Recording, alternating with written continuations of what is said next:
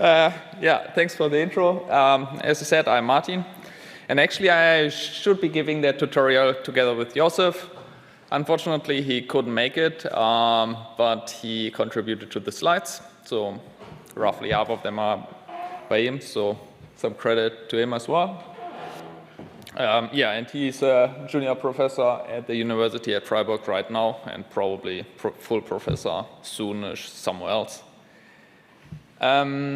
Yeah, I guess let's get started. That's kind of the agenda for today. So maybe the introductory part could be a bit boring for some of you guys if you're already familiar with these topics, but I will anyway introduce the basics in HBO and transfer HBO just to get everyone on the same page, also with respect to notation. And then I guess we will dive deeper into the more interesting parts, such as different transfer learning strategies.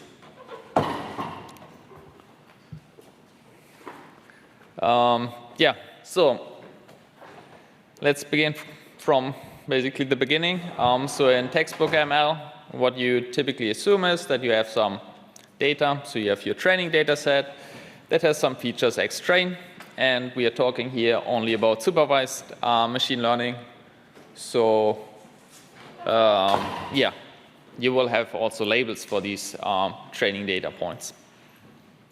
And then what you would like to do is find a prediction model that you want to train on that data.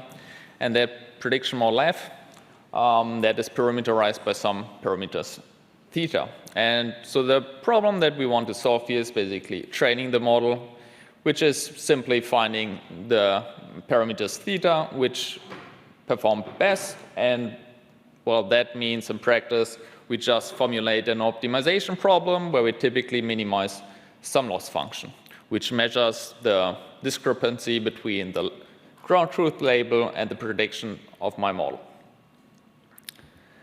However, in practice, that's a little bit too simple. We would need, in order to actually start training, make a couple of different decisions up front. So set a couple of settings. And there is a variety of these settings you could set. For example, the way you pre-process your data, what type of data augmentation you do during training, the model choice itself, if you're using some neural network, maybe also its architecture. And then there are a couple of other settings that relate to regularization, to avoid overfitting, and all these settings related to training itself, like the learning rate, batch size, and so on. And we will refer to all these settings basically as hyperparameters, even though they are very diverse. Here's just an example. So we will refer to the search space as this capital lambda. And just a very simple example. So these could be all hyperparameters here. Basically, an architecture could be the hyperparameter, of course, the learning rate, and they could be very simple. So typically, you would also need to define a range, like a lower bound or an upper bound, or just a set of different choices you can choose. So they look very simple. Yeah, and we basically refer to the hyperparameter configuration as the small lambda, which is obviously an element out of our search space. So these are all the feasible candidates for our hyperparameter optimization problem. So the objective now in hyperparameter optimization is basically finding the best hyperparameter. More formally, what we would like to do is, given our training data set on which we measure our training loss, and a validation data set on which we measure our validation loss, what we would like to find is the hyperparameter lambda star, which basically minimizes the validation loss after training our model with these settings on our training data. And in the following, we will simply refer to this L-val here as the function L that depends on our hyperparameter settings lambda and basically returns some validation metric. And I guess in most cases we actually want to minimize it, but theoretically you could also maximize it. Depends a bit on the metric, but I hopefully consistently minimize this everywhere. If not, sorry for that. I will also refer to this function L as response function. So just that you know. So what's the problem with HBO? So I guess every one of you have dealt with some kind of optimization problem. In contrast to, like, for example, the optimization problem we always face when training a neural network. The function that we are minimizing here is not convex. Just evaluating it at a single point means training some model with that hyperparameter configuration, so that's an expensive task, and obviously there's no analytic solution to it.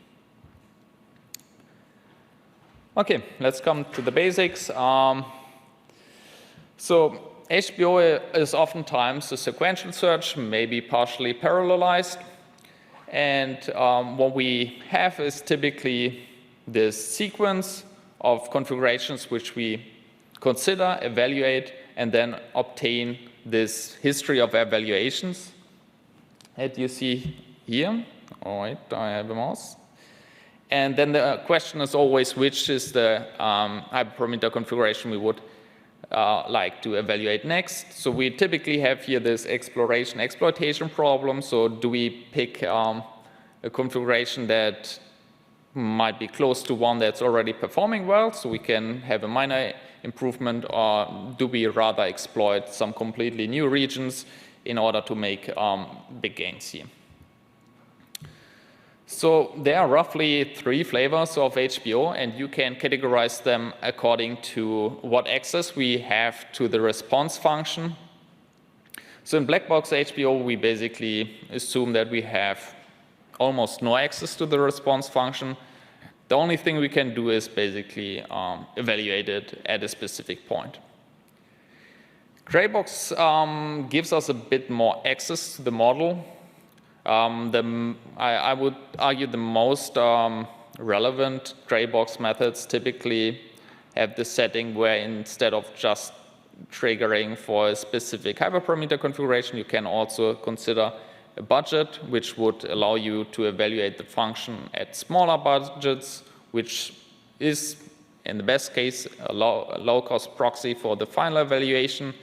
But in the gray box setting, you could potentially also have access to other properties of the models, like, for example, its weights or its activations.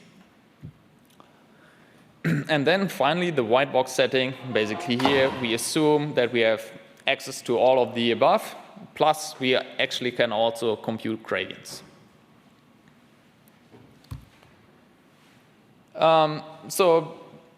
Yeah, I guess this one, you know, like first order optimization, if we do optimization with access to gradients, computing the next candidate is pretty simple. We just, you know, compute the gradient at some point, move for some step size in the negative direction of the gradient, and that will be the next configuration we would basically try. And for that, there are a couple of off-the-shelf libraries that could do that for you, for example, AutoGrad. In black box HBO, we can't do that. So what typically is done is we have these observations that we made of our response function L. And now, since we cannot access the response function besides querying it, what we try to do is approximate it using some surrogate function L hat. And then we basically try to use that L hat to actually make progress in our optimization problem. In Graybox HBO, what we typically do is we assume that our response function also gets as an input the budget, which should be some kind of, yeah, it should be in some relationship to the true response function. Typically, these values are worse, but they should at least correlate with respect to the ranking. And with budget, you can refer to multiple things. One example could be, for example, that you train on a subset of the data set, you train for fewer epochs, or if you are training an ensemble, you might just consider fewer ensemble members. And the main idea here is that while evaluating at a lower budget doesn't really give you a good idea what the best configuration is, it will give you a good idea what are the bad configurations.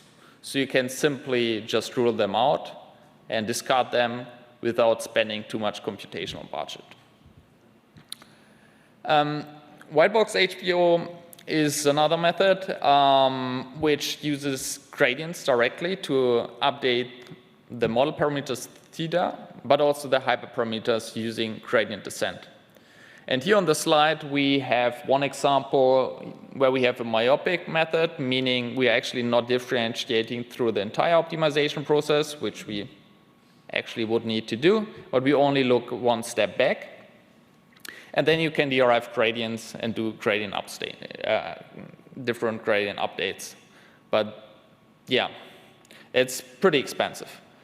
In this tutorial, actually, we will not focus on neither gray box or white box. We will look into the black box case only. And yeah, the most prominent mechanism to do black box optimization is Bayesian optimization. So here we assume, again, we have this history H of observations that we already tried, and we know how the response function performs at that value. And now what we do basically need to figure out what's the next point. So we have this sequential optimization process where we combine basically these two components that Bayesian optimization has, the surrogate model and the acquisition function, to figure out what the next point is to evaluate. And that's shown here on the slides. So on the most left side, we have the case where we have 2 points evaluated, and we want to, I guess, maximize this function here actually, the blue one. And our surrogate in the green dashed line tries to approximate the blue one. It doesn't do a great job. And on top of that, it also gives us some uncertainty predictions. And now basically our acquisition function takes the prediction of the surrogate model, like the mean and the standard deviation, into account to score the utility of each configuration at any point. And then we just maximize the acquisition function, shown here in red, and that will be our next point. So in this example, just the one over here.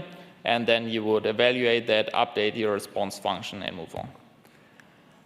This is the same thing here, just in pseudocode. I don't think we need to spend too much time on this, given that you probably know all of that, and I just mentioned it. Maybe a bit more about the acquisition function. So the most prominent one is expected improvement. There are a couple more. I will not talk about those either. Later we will have a section where we talk about transfer acquisition functions. But yeah, just to have everyone on the same page here.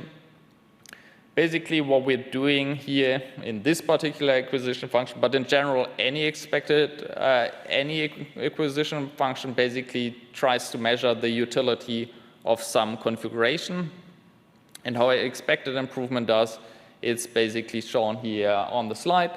It basically, as the name suggests, computes the expected improvement over the current best performing configuration using a closed form solution. Yeah, and now let's come to MetaLearning. So this seems like a bit out of context. So the only reason why I touch on this is that some of the transfer learning methods we talk about later actually make use of that. So this itself doesn't have anything to do with HPO. But so that you maybe understand these methods a bit better, I will quickly introduce at least the motivation of this method. So the idea of MAML basically is learn a representation that allows you in a few-shot setting where you have very little data points to adapt your model quickly to the new data. So it will make useful predictions for this new unseen task. And in order to learn that representation, what you would basically have is access to multiple different data sets that are hopefully related to the one that you later want to adapt to. And now you learn your model in such a way that you end up with a representation that's very well suited for this few-shot adaptation. So just making that a bit more visual, let's assume we have 3 different tasks, 1, 2, and 3. And if we would solve, we would train for each individual one, we would end up with parameters theta 1 to 3 star. However, what we now want to have is just a single representation.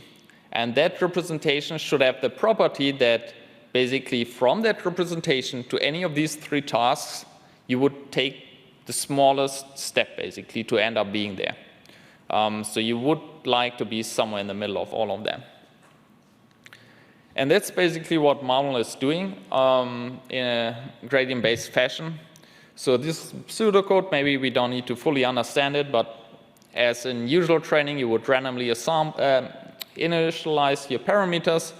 And then what's maybe a bit different here is we sample for each task a batch, compute the gradient update, but instead of replacing our parameters, we would just copy, store a copy, and then eventually update our parameters in this meta gradient update step. Okay, this brings us to the next part, a little bit of motivation why we need transfer learning and why it's so useful.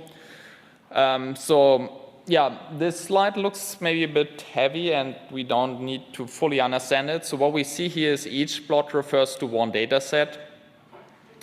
And basically it's showing the response function that we have for that data set for a kernel SVM with 2 hyperparameters.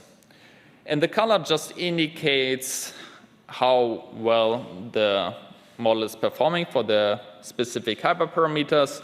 Brighter means better in this case. And just looking at the plots, what you should notice is that there is this common pattern of this kind of half circle. So this half circle, this bright one, might be larger, it might be at different locations, it might even expand outside the search space, but it exists. And that kind of motivates the use of transfer learning because if there is this kind of similarity between different hyperparameter optimization problems, we can learn from one to another. If that was not the case and all of them would look basically completely different, we couldn't do any of this. Okay, more formally, basically the difference of using transfer learning in HBO compared to just standard HBO is that we have this extended history. So before we had the history where we only had observations on the objective function we want to optimize for. Now we have a history also of basically from other optimization problems that we maybe solved before with HBO. And now our objective still is to find the optimum for a new response function that we see, but we would of course like to do it much faster than if we didn't have access to this information. Yeah, to be a bit more visual here again, so let's assume we have seen these 3 response functions on the top.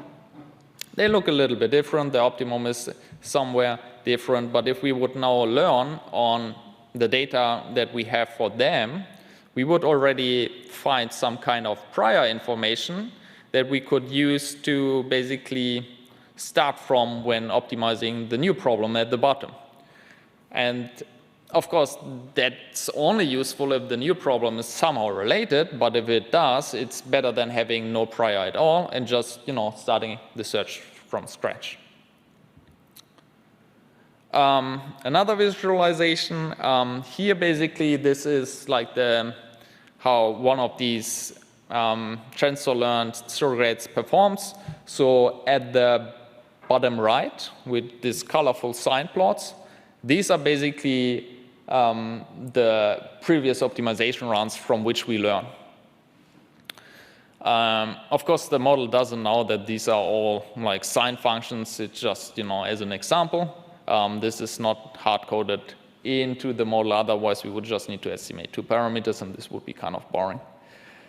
So now our model has basically learned this prior. And now when we do optimization, we see, so going from left to right, top to bottom, we see that with relatively few evaluations in this Bayesian optimization setting, we are able to reconstruct the underlying function quickly and find the 2 global optima in our search space also quickly. again, this is a maximization case.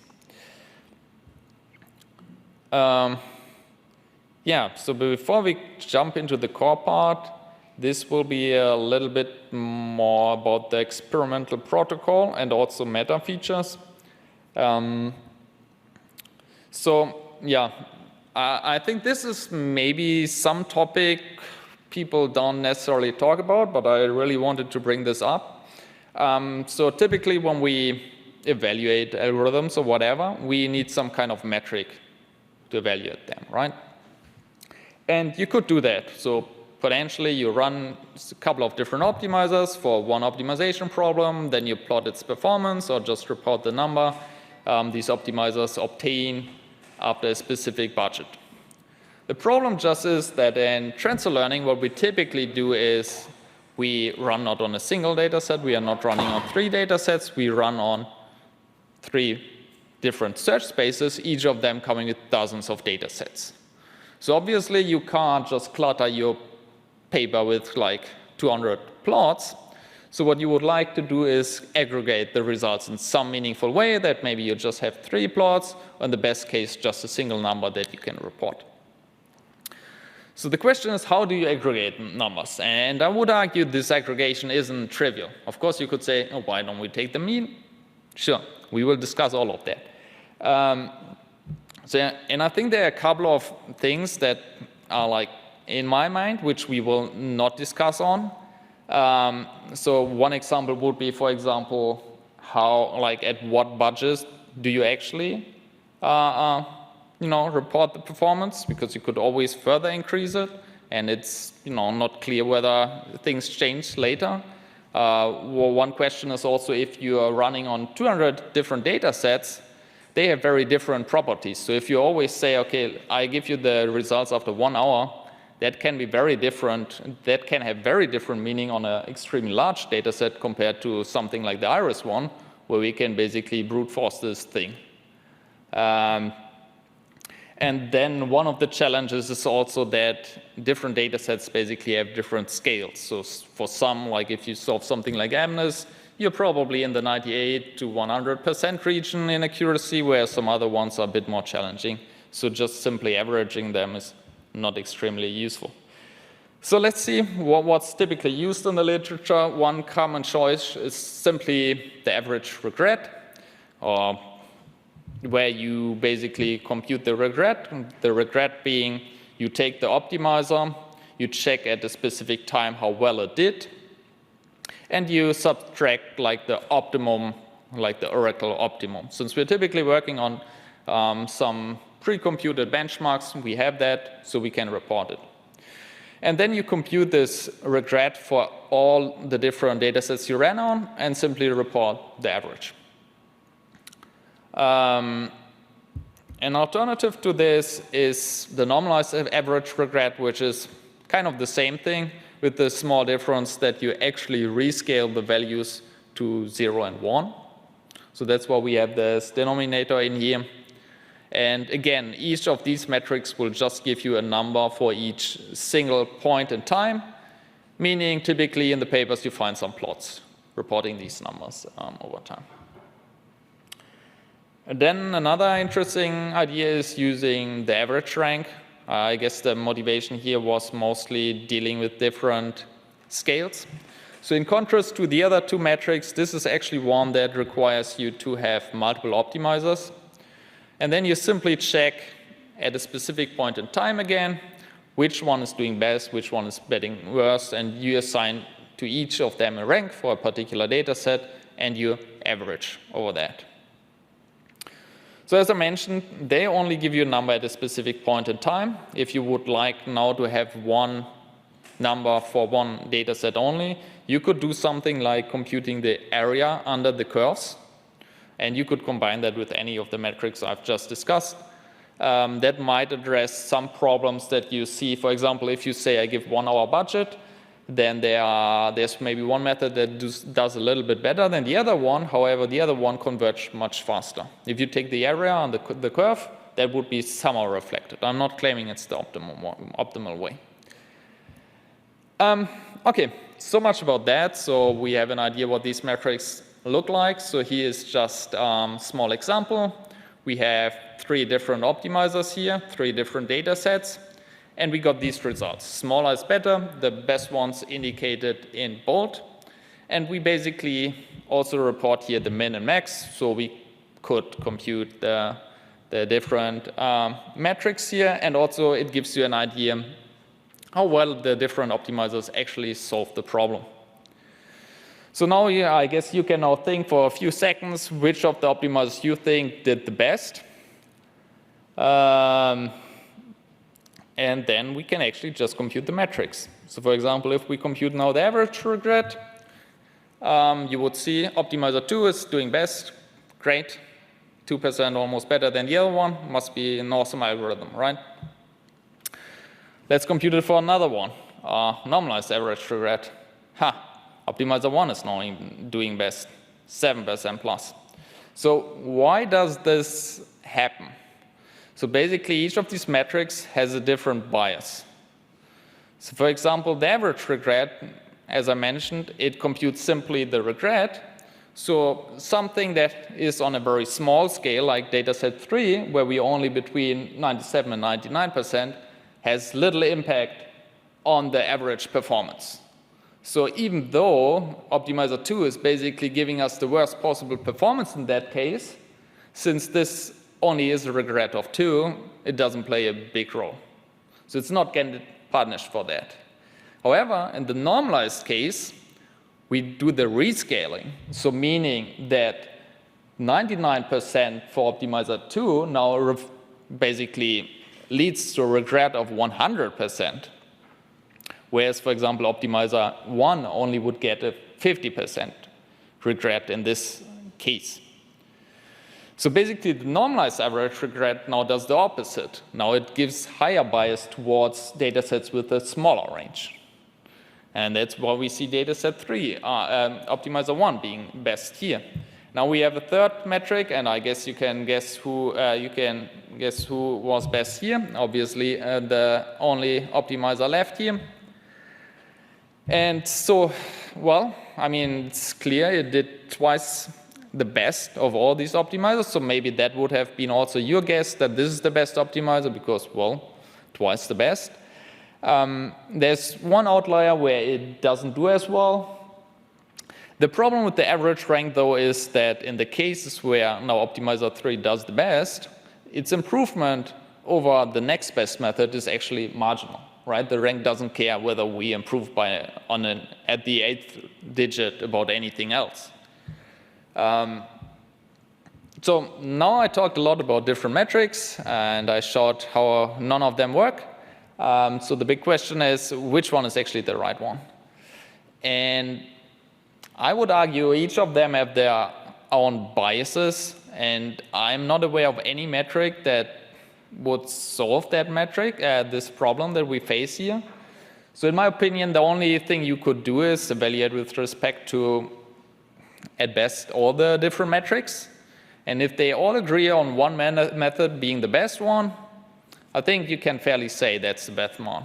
If you happen to see something like what we just saw, that they disagree, well, we can't just say anything, right? It's just inconclusive. I mean, they might just perform equally well. I mean, of course, might be that you have specific use cases where some things are more important than others. So you basically define your own evaluation metric for whatever you need for your application. That's a different story here. I'm only relating to how people are doing it in the literature. And in the beginning, I mentioned a couple of other points which I did not touch on, such as, like, for example, the performance differences at different time steps. So, for example, if one optimizer is better in the beginning and then is not as great later on, or vice versa, how do you rank them? Do you give, more weight to being good in the beginning, or is, being at hour 1000 more important than, the first 10 hours? So I think there are still a lot of questions one could consider. To complete this section, I will briefly touch on some of these metadata sets. This is absolutely not like full list of methods out there. I just mentioned some here to basically show you what's out there, how diverse they are, and some of these will just appear later as well, so you have some context. So what we see here basically is they have very different properties. So they have like basically just few thousand evaluated hyperparameter configurations to up like 30 million. Like the number of problems that within that metadata set can also be in the thousands or just few dozen. Some of them are suitable for this multi-fidelity optimization, others aren't. And then, of course, they vary on the search space they are focused on. We have some that work only on the MLPs, then we have others which have multiple different search spaces on more classical methods, and then we have some others that use more state-of-the-art neural networks, but focus on maybe just the optimizer parameters. Okay, that brings us to the second part, meta features. I mean, meta features are basically just the same thing what a feature is for a data point instance to a data set. So this basically describes some properties of a data set, and what we would like them to be is that if the meta features of two data sets are similar, then the hyperparameter response function for these two data sets should also behave similar. And we will look into two different types of meta features. The more classical approach of creating them is this feature engineering, where you basically come up with some heuristics to create features. And since this is a pretty old topic, there is a huge variety of meta features that have been proposed. A more recent approach is the one of feature learning. So as the name suggests, we learn these features directly from the data. It's then some kind of vector, but without any, human understandable meaning anymore. So the ones in engineering we can roughly categorize into these 5 different categories. The simple ones are just referring to very simple properties of the data set, such as its size, its number of features. Then we have some that describe statistical properties of the data sets, like the kurtosis, skewness. Similarly, we have some information theoretic properties that, for example, measure the mutual information in a data set. And the last two are basically both model-based, but the model-based one, that's the idea where you take a very simple model, and the reason why it needs to be a simple model is because we don't want to waste too much time computing just the meta features, and train it on the data. And after training that on the data, we would extract some properties of the model that we've just trained. So one example could be, for example, we train a decision tree without pruning on data and then simply count the number of leaves. This would be an indicator how complex the task actually is. Landmarking is similar in the sense that it also requires you to train a simple model, but it would not extract any properties from the model directly. It would just measure how well that model performs. Again, that's also an indicator how complex the data is, because if, for example, a linear model does well, maybe that's a linear separable problem, and that might be some useful information. In the case of meta feature learning, what we actually want to do is we want to derive a function phi that gets as an input the raw data and outputs a vector, and that k-dimensional vector is simply the meta feature representation for the data set we gave to that function. So since this is meta feature learning, obviously this function phi is parameterized, and it will be learned on a couple of different data sets plus known similarity scores between these data sets. There are two noteworthy strategies here. The data set to vec, that's one that's doing it for tabular data, and the set transformer is doing it for my image data.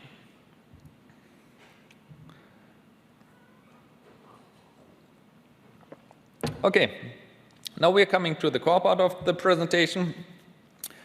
Different ways of actually doing the transfer. So I categorize them by how the transfer happens. So we either have a transfer by the initial design, by doing it with the surrogate model, or doing it with the acquisition function. Obviously, you can actually combine, like for example, the initial design with the surrogate. These are all orthogonal, and that's also what has been partially done. Let's start with the initialization one. That's certainly, I think, the most simplest way of doing it. And the basic idea here is in all of these methods that you simply start with configurations where you observe they did well in the past on some other data sets. And after you're done with that initialization, you would continue with any arbitrary HBO method that you like. The advantages here is that for practical reasons, these methods work very well. Sure, you can squeeze out a little bit more, but for most cases, this might be even sufficient. It's also a very transparent method because everyone will understand the list of hyperparameter configurations. It has also the advantage that you can combine it with many different HBO techniques. So it would work with BO, but if you like evolutionary algorithms, all no problem. Implementation for these is typically also very simple because I would argue most of them aren't really rocket science. They also don't bring any computational overhead during the optimization because it's just a list. You iterate over it, you're done. And you can also easily share it with others or just change it. So if you experience that one configuration doesn't work for you, you could just replace it. However, it also has a disadvantage. One of them being that it introduces this hyperparameter that defines for how long the initialization should run. And if that's too small, you would not leverage all the knowledge you have in your past data. And if it's too long, you basically waste compute. And related to that is also that these sequences do not adapt to what we observe on the new problem. Meaning we will just follow our initialization, even though while doing the initialization, we observe that they are not doing well. And so that would be a problem in case we are facing negative transfer.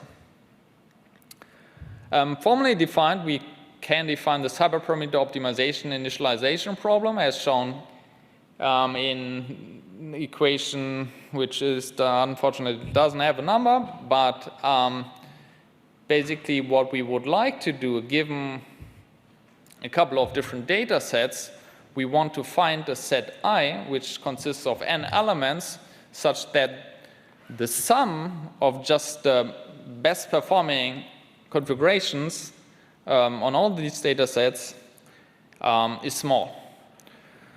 Or simpler said, what we want to have is we want to have n configurations that will, if you just use them for all of these data sets, have at least one configuration that does well.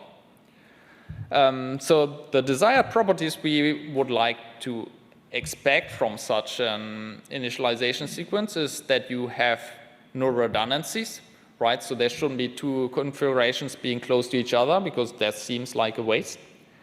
It should also cover the space, right? We would like to avoid just looking at a particular reason because that would be not extremely robust to something like negative transfer.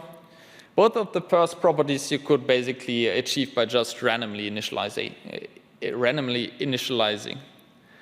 The third property is that we also want to have good performance. So just using the initialization should get us to probably 95% solving that optimization problem in case we're not facing an outlier problem. So the first method, how you could address that, which was introduced by our session chair, some kudos to him, is what I call the nearest neighbor initialization, even though he didn't call it that way, but give me the freedom here.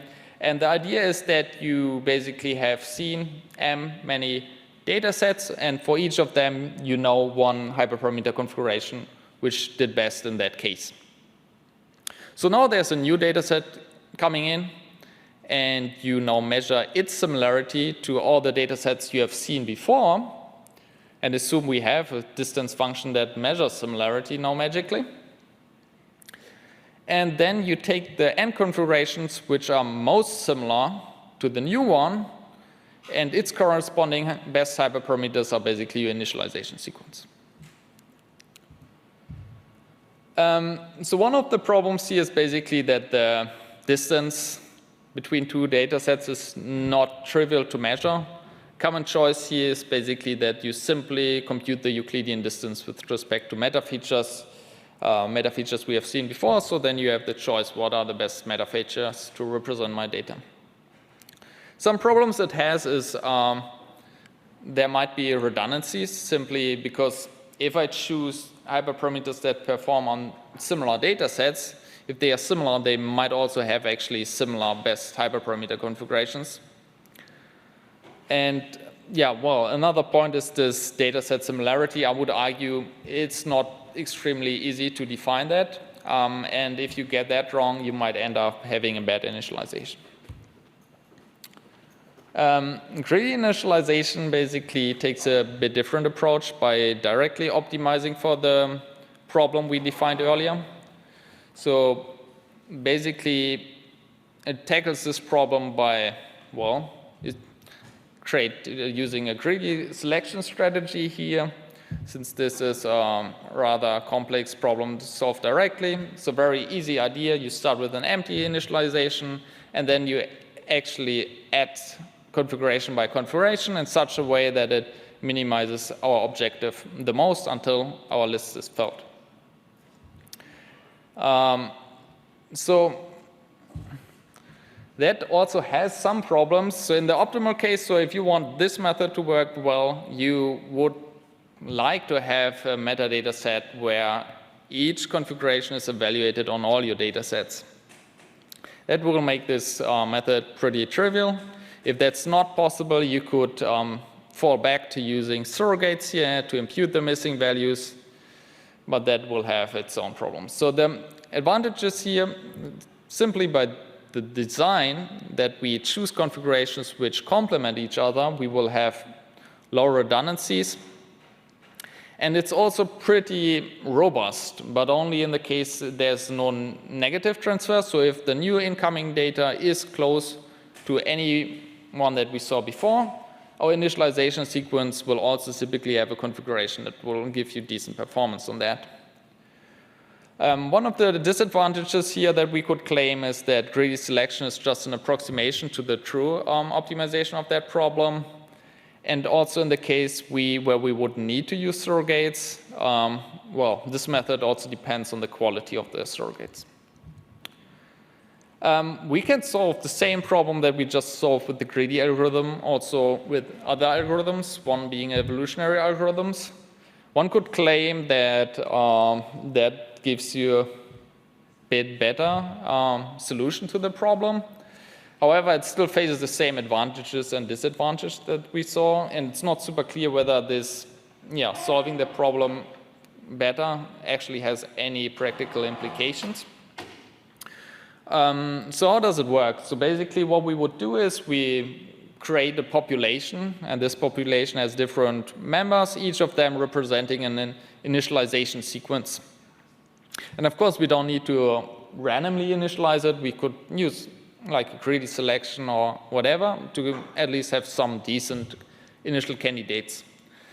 And now we would use an evolutionary algorithm to try to improve these individuums. So you would take one, randomly mutate one of the hyperparameters in the initialization sequence, or you take two lists and do a crossover operation, basically merging them to a new one. and then you would evaluate them on your past data and only keep the best performing ones. And finally, that's bringing us to the end of the initialization segment. That's the idea of actually solving the problem, the optimization problem that we defined earlier with gradient-based methods. Obvious problems here is that that's not a differentiable problem. We have the minimum function, but also the response function, which is not differentiable. We can get rid of the minimum function quite easily by replacing it with a soft minimum. The response function is a little bit trickier, but we just use our standard trick, replacing it with a surrogate model. The only thing we need to take care of is that that surrogate model is actually differentiable. And then if we plug everything together, we end up with a novel optimization problem, which is differentiable. And then similarly to before, we would create some decent initialization sequence using like the greedy initialization, and then apply standard gradient descent to further refine it. Okay. The next part is on transfer with surrogates. So here, while we before focused on the initialization, now we want to incorporate the knowledge into the surrogate directly.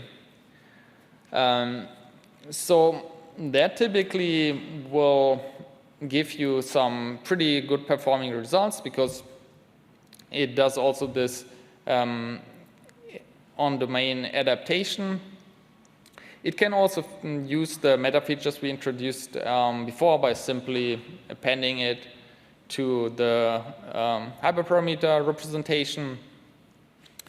And obviously, these surrogates could also be used directly as a zero-shot method, basically also being used as some initialization method.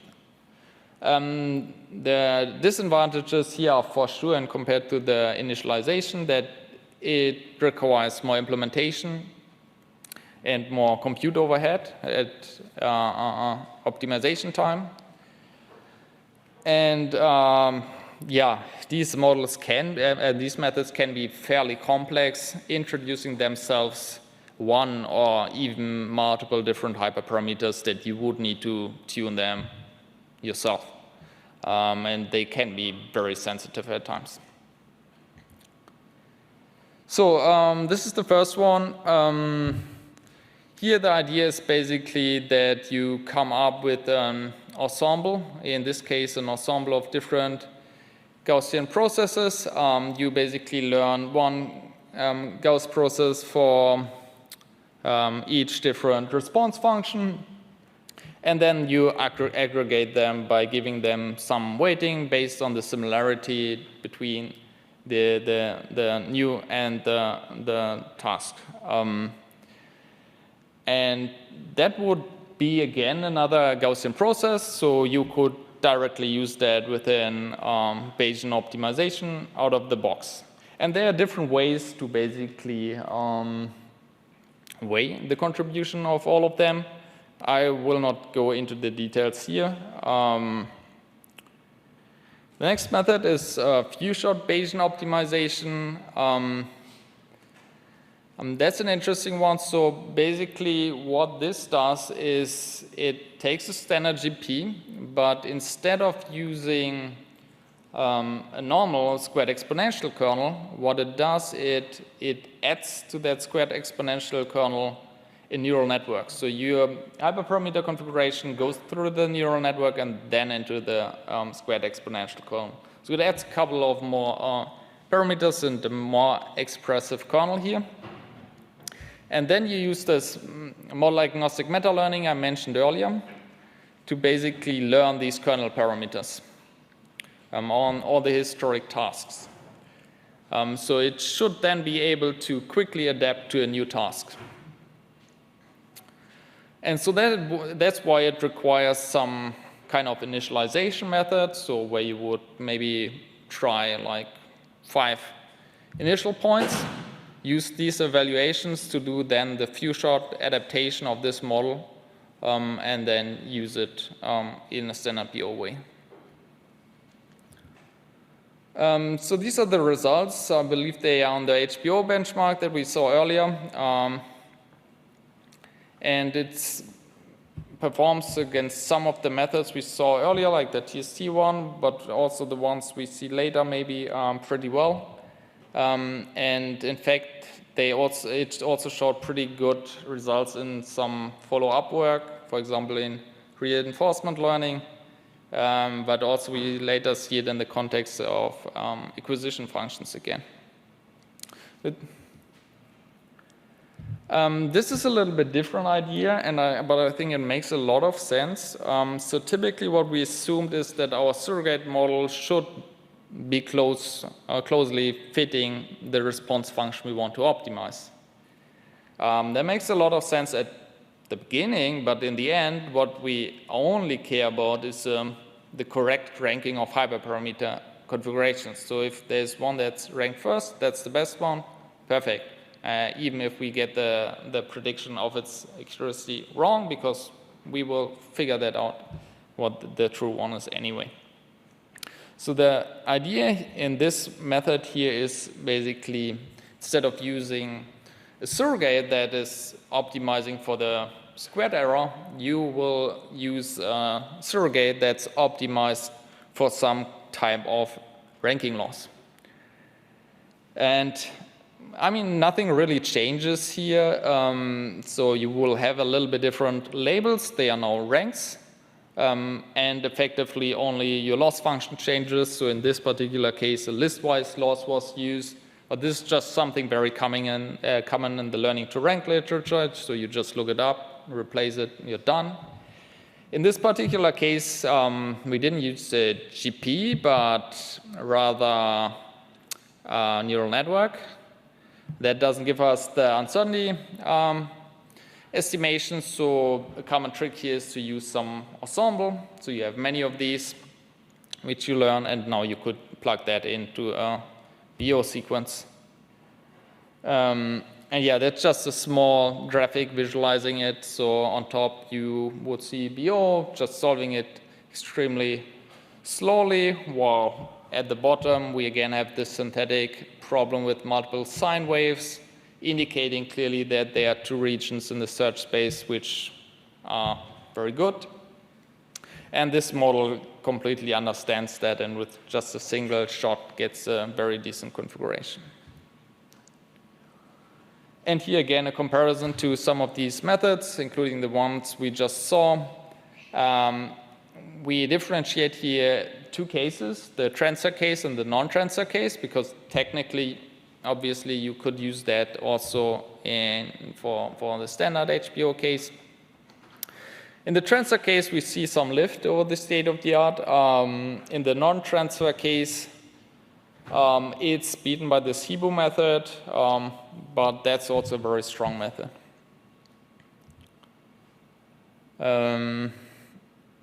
Yeah, that brings me to the last part, the transfer via acquisition functions.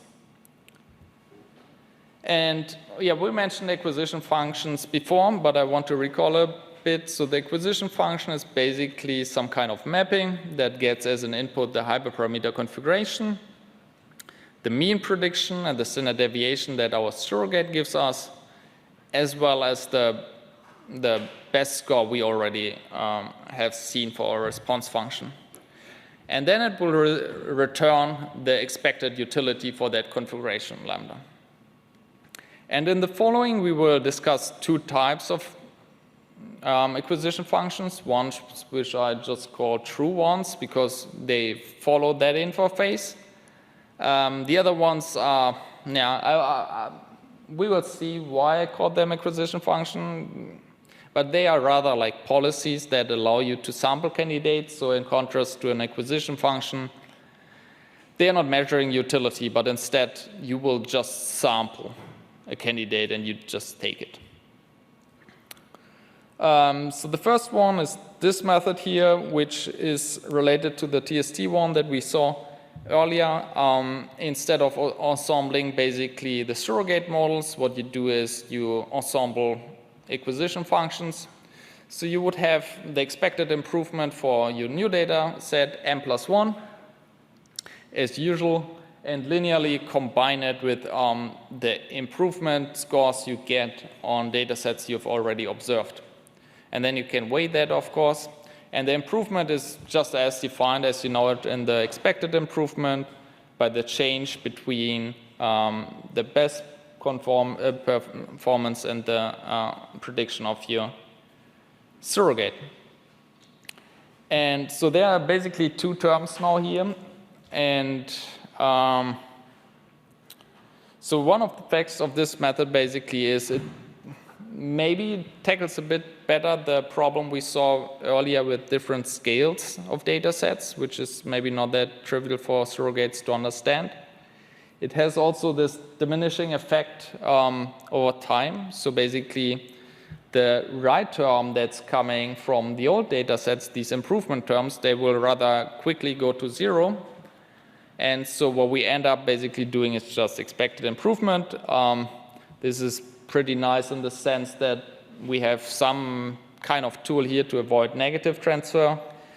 And what this method does in practice, basically in the beginning, we have a high uncertainty about our new data set. So this search is mostly guided by the old data what we know about. So we are exploring regions which did well in the past, while later on, the second term basically converges to 0, also guided through the weights. And we will focus mostly on expected improvement, so it's converging to some standard BO here. So you can think of this as some soft initialization. Here's just a comparison to the TSD method, which is probably the most closest method. So I guess there are only two takeaway messages here. One being that it's maybe a touch better than the TSD one, which is here referred to as SGPT. And also interestingly, well, you're not having the context, but if you know the paper or look it up later, the POE method, so the postfixes refer to the weightings that are being used, actually doesn't work too bad for the acquisition function, while it did pretty bad in the surrogate models. And the POE is basically a very principled way of doing this, and also very simple to implement, so I guess that's the point for it. And the last true acquisition function I want to touch base on is this few-shot acquisition function. So I mentioned that earlier. So it again uses this idea of model-agnostic meta-learning, but combines it with deep Q-learning to basically come up with an acquisition function. So you would represent your state as follows, that you have this 4-tuple, whereas it's the prediction for the mean and the standard deviation for your configuration based on your surrogate model, the best performance you have seen so far, and the T over capital T just refers to the time. So if it's 0, you're just starting the optimization. If it's 1, optimization is done. And now what you could do is just, combine MUML with deep Q-learning and you're done. However, the authors noted that if you do that, that kind of works well on training, but doesn't generalize well. So what they suggested is replacing the standard deep Q-learning with Bayesian deep Q-learning, which effectively changes a little bit the objective. And they also recommended using a standard acquisition function, such as EI, as a prior. And then a minor detail is also that they didn't use MUML directly, but the Bayesian version, since we are now having a Bayesian model. So these are the results the authors report. So we can maybe focus on the most left plot, because I believe that's the only one working on HBO. Because, well, BO doesn't only work for HBO, right? And what we see here is, I think, pretty compelling results. And remember, this is basically a method, just an acquisition function that you would use with any surrogate. And the important part here is again that this is meta-learned, right? So we would require a phase of few-shot adaptation. So what they do in this case is each of these benchmarks has multiple tasks, and one task is basically used for few-shot adaptation for that specific search space. And when you did that few-shot adaptation, you can just use the surrogate, the acquisition function as is, and run the results and report your numbers.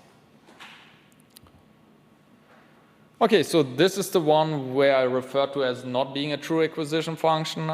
It's certainly an interesting one. It's called opformer, as the name suggests. It's based on transformer architecture.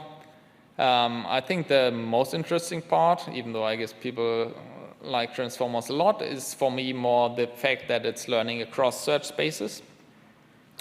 As far as I know, that's maybe even up to today the only one that makes it really work. And so as an input for this transformer model, you have a couple of things.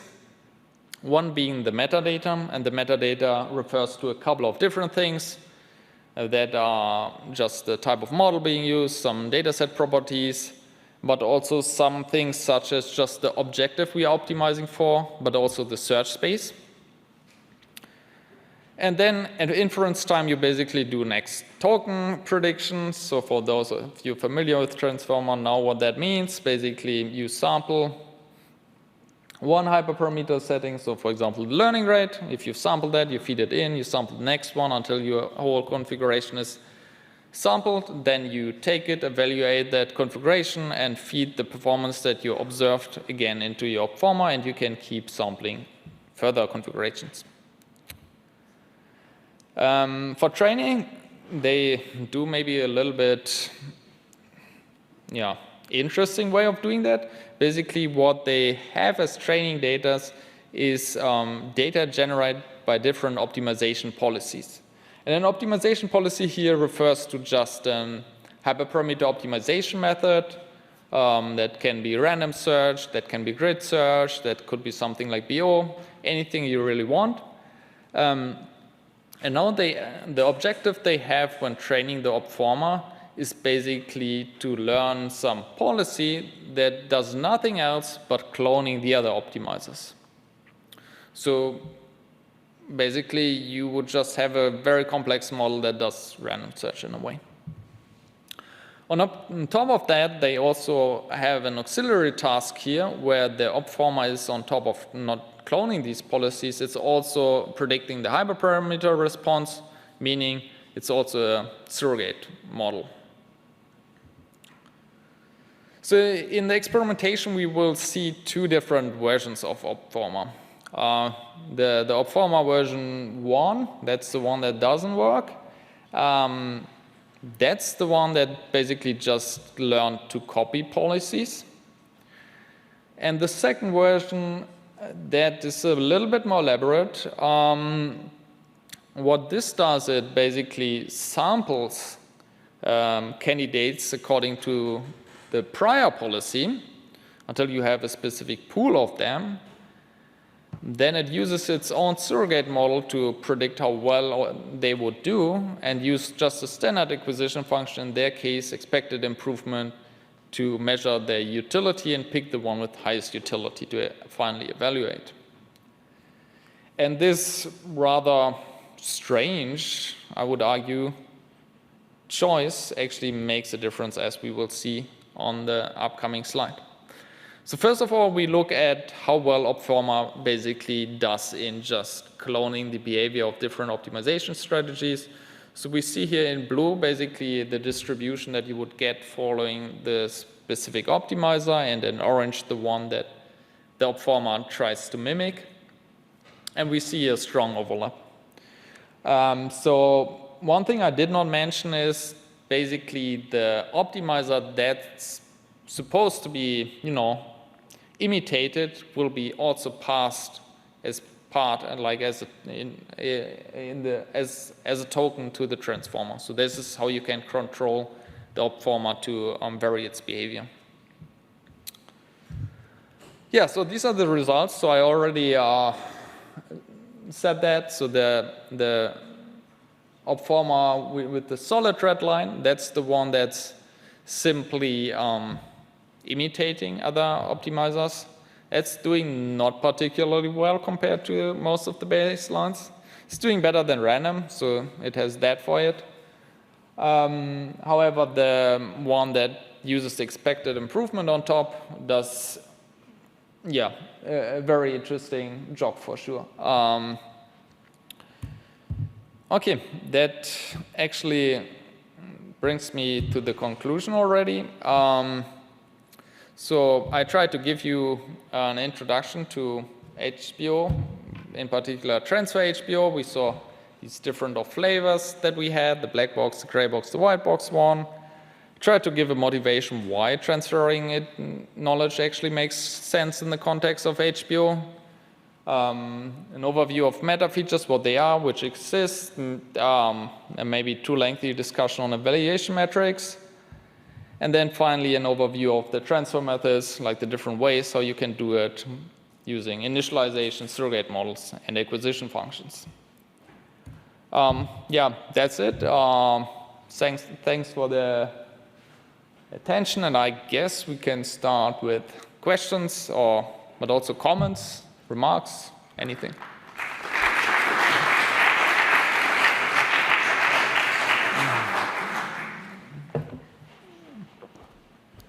Yeah, I don't know. Does the session chair do the moderation, or should I? I think so. Yeah, just grab the laptop so I have the Zoom questions from the audience online. Okay, because there were some hand signs. Yeah.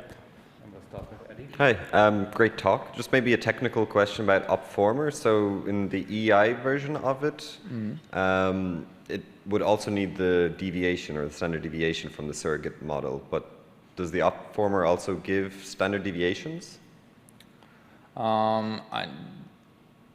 That's a good question. I don't think it does, but I think it gives a probability distribution over the different configurations by design. So there would be a softmax over, but I'm not sure. Would you know? I think instead of, as Martin said, it gives a softmax over the different y values that are possible. And by that, you don't integrate over all the possible y values, but only over the different bins that are available there, and then you can compute the EI as a sum over those. So it's a bit strange because it cannot predict arbitrary values, but they discretize it. So there's like a fixed range, and each of them get a probability distribution assigned. Yeah. All right. I think you were first. Yes, thank you for the talk also. I was wondering, why do people actually use expected improvement so much in this context when other hyperparameter optimization scenarios, we oftentimes don't do that anymore, at least as far as I know. So there are at least other ideas to use them as well. Is it maybe just because it's in the starting of the research and they didn't do too much work into this, or is it a particular reason for that? So your question was why they use expected improvement? Yeah, because there's so many other acquisition functions you could theoretically use that perform better in other contexts. I think it's just the standard, and you don't mess with that, because if you change that, then reviewers ask, but if I use the other method with this acquisition function as well, and then you're just getting into trouble. So they just say, oh, look, we use that and it's fine. Okay, thanks.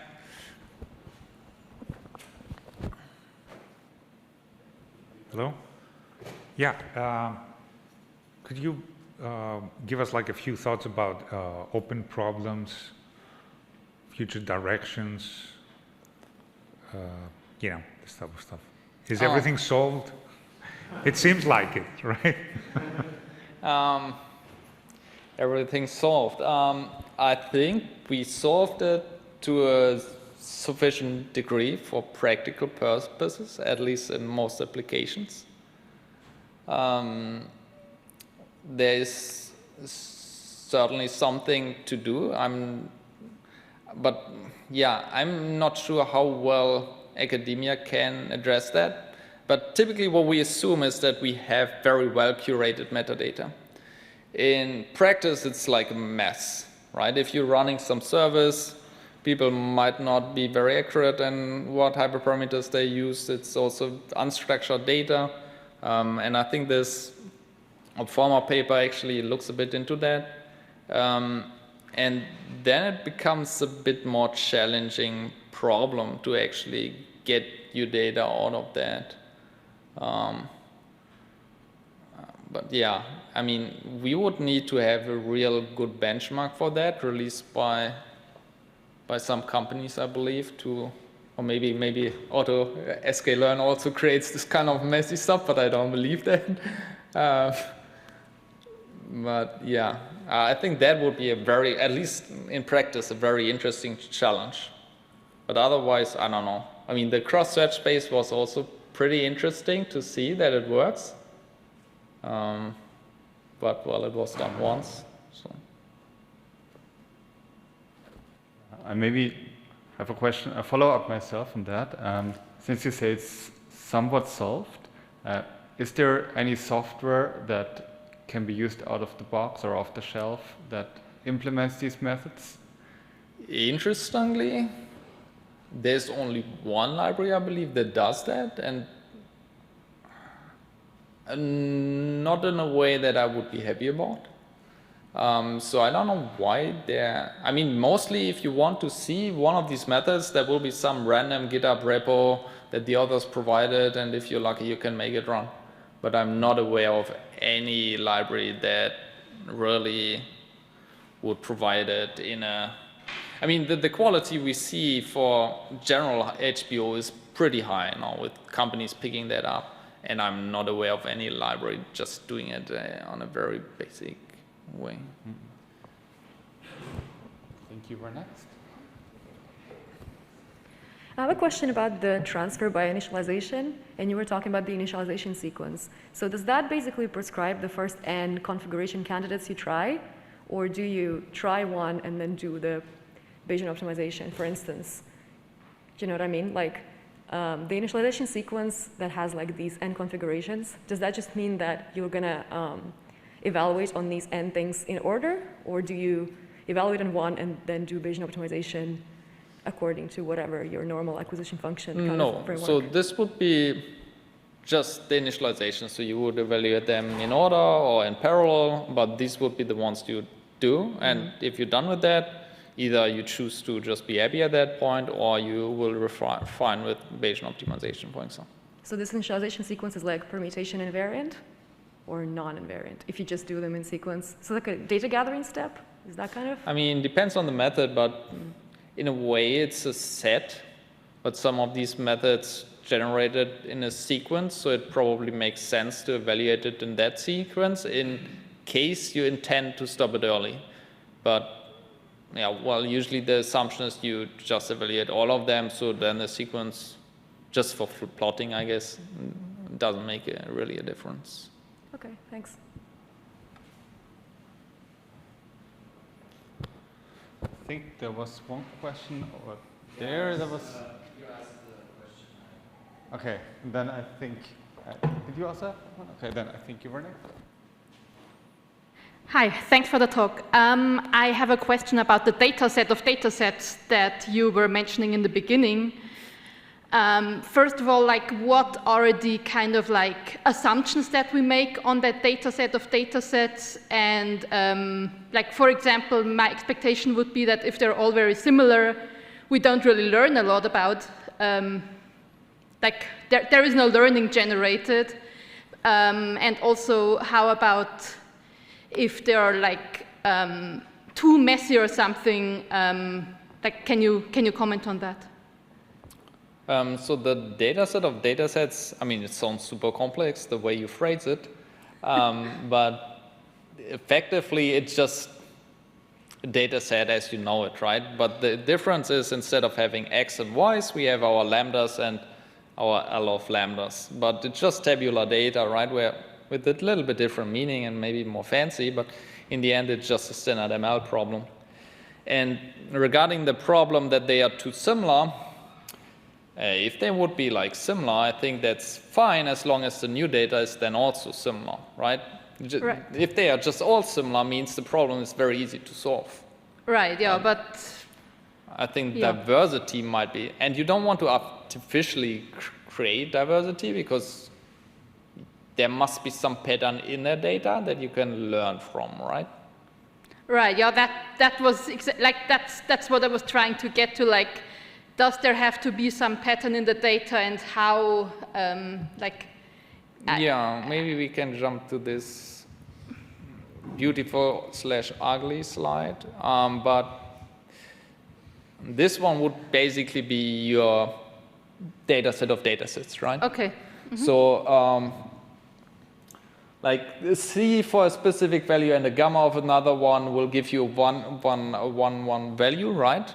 And you would just concatenate that in a massive data set, also having a data set ID indicator. And now you would try to learn from that kind of data. And now you see there is some pattern in there, and that's useful because if you see something which is already this half circle shape, you might be able to, reconstruct that and get a very good idea where the optimum might be. Okay. I hope that helped. Yeah. Thanks. Thanks. Eddie, is there a question? Okay. Thank you, Renee. Great, because it's a follow-up to the other question.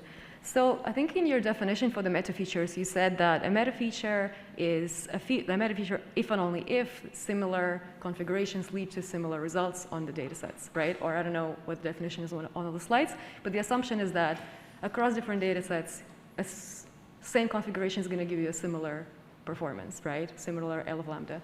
So is there any kind of curation that has to happen for a meta data set or meta set? Like, what if that doesn't hold? I guess I'm talking about like from an application perspective, right? When we're dealing with some real data sets out there in the wild. Okay, so I guess this metadata set, how I like to call it, this data set of data sets, does not need to have the meta features. Okay, it usually just comes with hyperparameters and how well they perform on a specific data set. So the meta feature kind of thing was just an additional idea to, add some additional features like in feature engineering. Mm-hmm.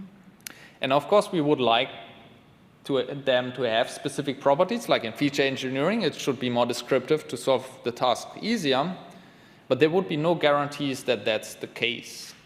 So you could happen to choose meta features that are not great on the same way as if you do feature engineering and you come up with a bad feature that actually hurts your performance. Okay, yeah. Do you have any insights on how to kind of compute the meta features beyond, I guess it's like the learning and the engineering that you talked about? Can you repeat that? Yeah, do you have any insights on how to compute meta features from a given data set of data sets? So you would compute the meta features on each data set, and the computation, let me see if I can, highly depends on the style of meta feature, right? Some are as simple as just counting the number of instances in that respective data set or the features. So that's pretty simple to do. But there are also libraries that would basically generate all of that. Mm-hmm. So you would just install that library, give a data set, and it would come up with these. Yeah, but then any kind of curation has to just be manual to make sure that these things you compute actually do give you similar performance on different data sets, is the question. I don't think so. I mean, typically, like the ones you can access, they typically come without meta features, so it's, I think, a little bit falling out of fashion to use them. Yeah. But back in the days where you really just learned a single model based on the meta features to predict a single and final configuration in a zero-shot style, and that was mostly what people relied on. All right, thanks.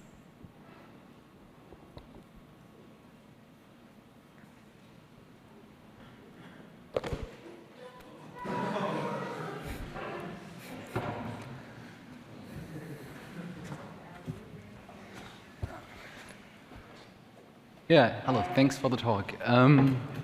We're coming from a very hands-on experiences. We're working in a company, and we were wondering, like, as before, a bit that it seems like there are not that many out-of-the-box out-of-the-shelf methods we could use.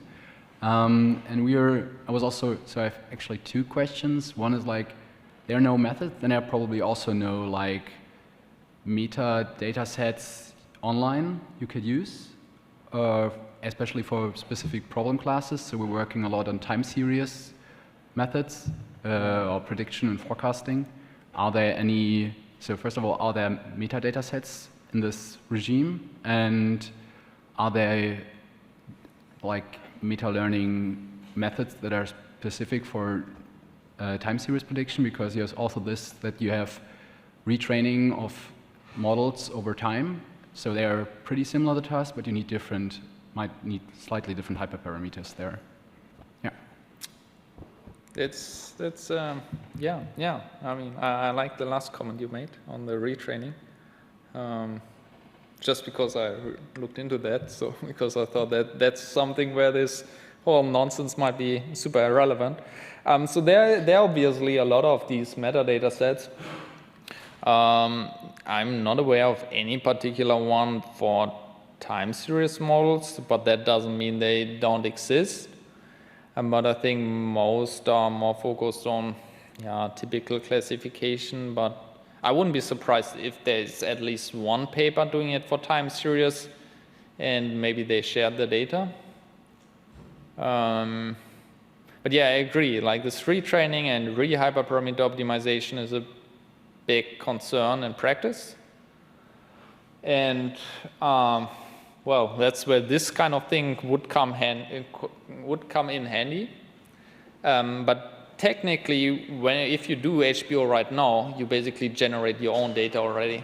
So in that sense, like the most naive way of how you could do it right now, you do HBO once.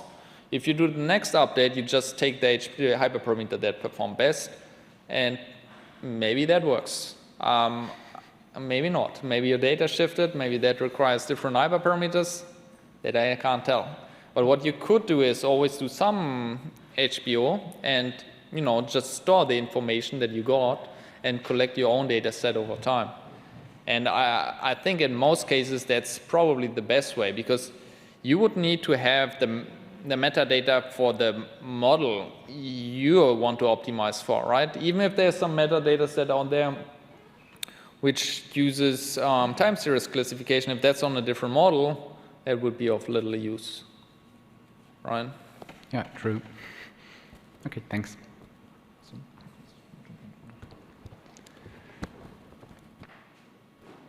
Yeah, maybe one comment on the time series. You weren't there in the morning, but Michaela van der Schaar in her keynote announced or said that this also sees this as one of the major things for AUTOML time series. I think she had one Bayesian optimization method that takes the time series aspect into account. So once the video recordings are there, you can check that, I guess. Right. Thanks for the talk. I have one question for like a specific application. For example, in your talks, it's all about single objective hyperparameter optimization. So is there any method or data set that is for multi-objective optimization and with meta-learning as well?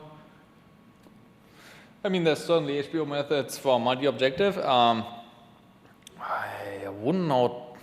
I mean, there probably want some from, maybe Matthias knows whether there are some transfer methods, particularly for multi-objective ones. I think there was one last year at your competition. At the AUTOML competition last year at the conference. But that's about it. But in theory, many of these concepts you can simply transfer to the other case. Mm-hmm. I mean, if you think about publishing new work, maybe there is a gap. If you just want to apply it in practice, I guess you can put something together yourself by looking what's there in the single objective, how do you do multi-objective, and then combine. Thank you. Okay, if I can ask a second question. That's okay, I think. Right. So when you have to optimize a whole machine learning pipeline, not a single algorithm with continuous hyperparameters, then you have hyperparameters. The choice of the algorithm is a discrete hyperparameter, right? I mean, from what I've seen, I mean, maybe I'm wrong, most of the methods deal with continuous hyperparameters. Do you think the results carry to discrete spaces? Is there work with discrete spaces? I mean, if you want to optimize the algorithmic choices too, and then of course, depending on the algorithm you choose for each step, you have different sets of hyperparameters, right? Yes, I probably should at this point advertise AutoScaler to some degree. But yeah, there's certainly some methods that also can deal with discrete hyperparameters. You wouldn't necessarily only have it like in the whole pipeline, but some, for example, yeah, as you mentioned, model choice, or if you have an SVM, the choice of the kernel itself, that would be a discrete choice. You can make that. There are some claims that some methods, but that's, I guess, more general HBO, work better for discrete spaces or spaces with many hyperparameters than others, which maybe work better in the continuous ones.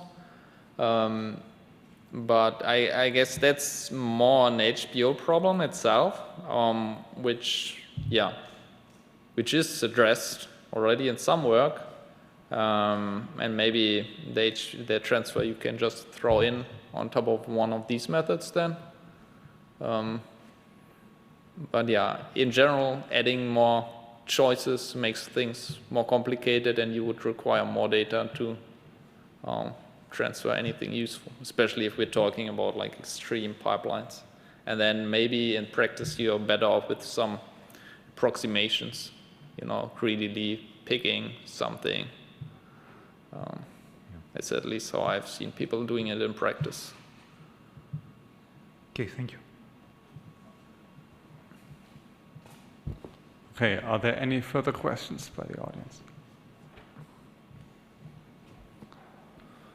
There were none by the online audience, so I guess we can conclude the tutorial. Thanks a lot, Martin. It was a great tutorial and great to have you here.